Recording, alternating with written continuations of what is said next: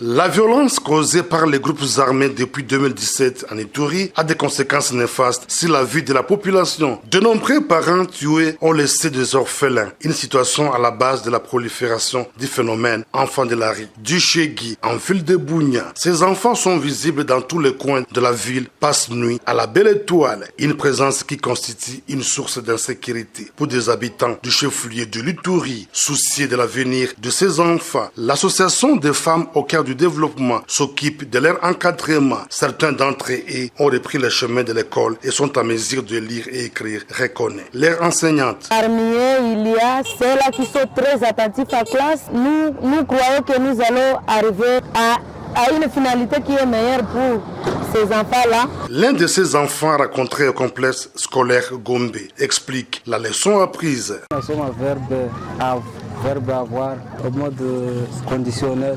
Au mode conditionnel présent, nous sommes j'aurais, tu aurais, il aurait, elle aurait.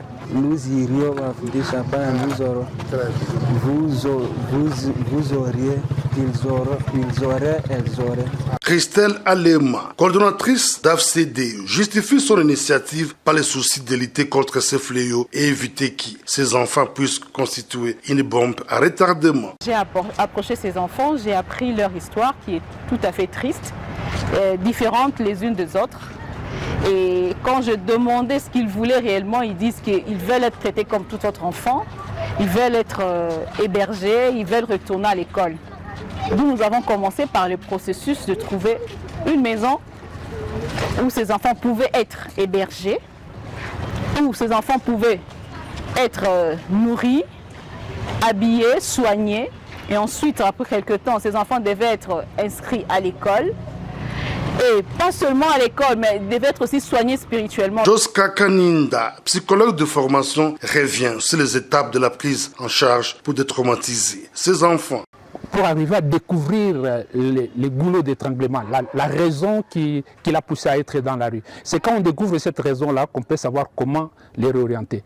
Donc c'est un travail qu'il faut faire au cas par cas, comme on dit. Il faut aller avec un enfant au cas par cas, l'écouter et écouter son histoire. On appelle ça l'amnèse, l'histoire de l'enfant, comment il a vécu, comment il s'est retrouvé ici. À partir de son histoire, à partir de son anamnèse, on peut alors dénicher la cause, l'élément qu'il faut combattre pour le retourner dans la société. Au regard du tableau non reluisant de ce phénomène à Bunia en particulier et en Ituri en général, les fils et filles égarés de la province doivent comprendre qu'il est temps d'arrêter les violences et de penser au développement de l'Ituri.